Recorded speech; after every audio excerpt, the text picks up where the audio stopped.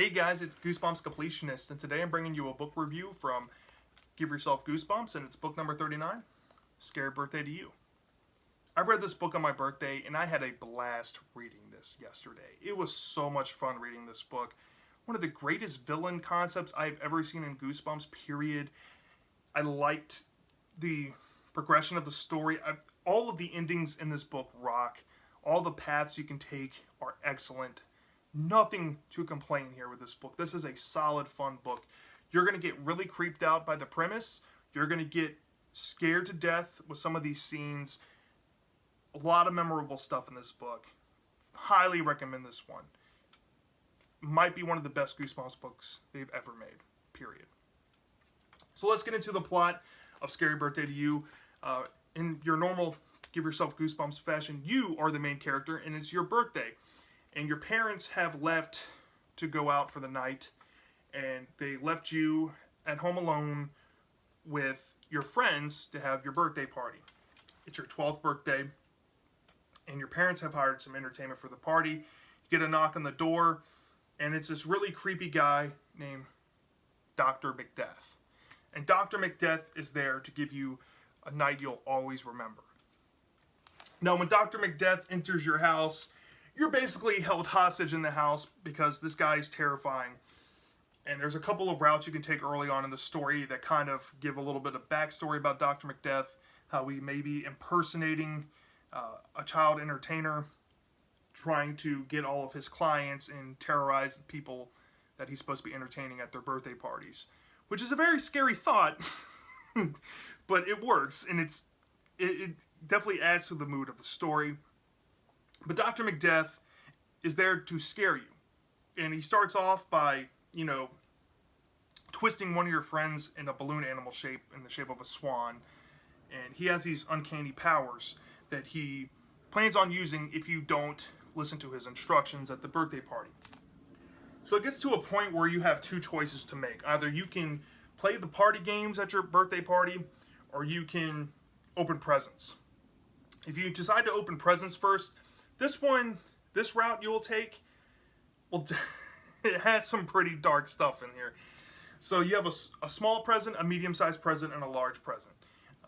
The large present kind of takes you on a shorter story, kind of ends pretty abruptly. The smaller present is one of the coolest premises ever.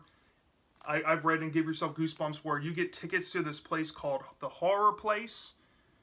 And when you go there, Dr. Macbeth sends everyone home from your party, and he takes you and one other friend to the amusement park. And you go in there, and you go into this place where your friend has disappeared, and there's a crossover with Monster Blood in this story. Very good stuff dealing with the horror place and the small gift from Dr. Macbeth. And at the same time, the medium present will take you down to, I think, what I consider the main ending for this direction you can take, which is the opening the present route, where you have to find a decapitated head in your neighbor's garden, dig it up, and help find its body. And if you don't, the head's going to take over your body.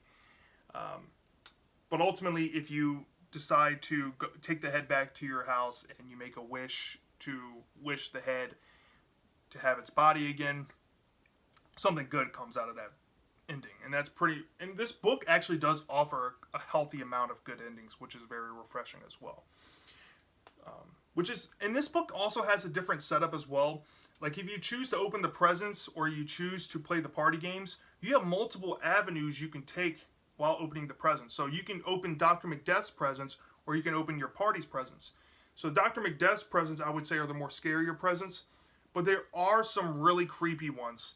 Like if you open your friend's presents, you get a couple of CDs you've been looking for, right?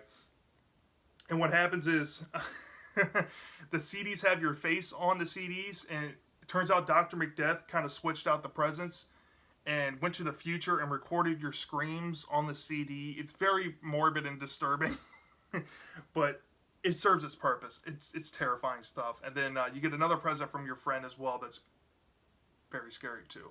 I really enjoyed the opening your presents arc. Now, if you choose the route for the party games arc, there's a couple of really good scenes in here and some really good endings, very memorable stuff that you'll have a fun time with this one as well. A couple of the standout games are the scavenger hunts, the pin of the tail on the donkey. Paintball's another good one where you play with paintballs made with acid.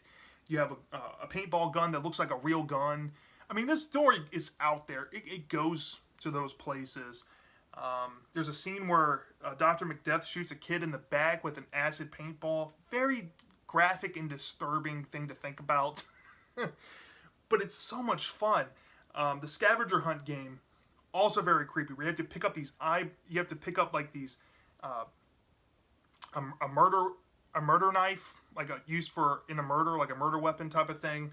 It's very out there, but it's so much fun playing these party games. And there's also a really good ending coming from the party game arc as well, which I really enjoyed. I don't want to spoil it because that one's probably my favorite one, but all I have to say is A+ to this book.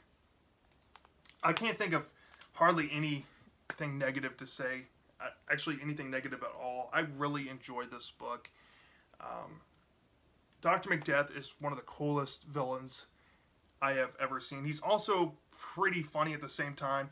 He gives me a lot of reminders to Dr. Maniac, but he's like Dr. Maniac 3.0. He's an improvement to that character. Plus, he came out way before Dr. Maniac came out.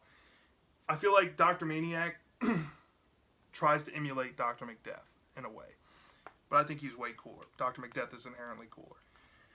He has some like reality bending powers, but he also seems like he's grounded in humanity at the same time. It's a very weird concept. He does some really creepy things. He's definitely one of the more out there Goosebumps villains.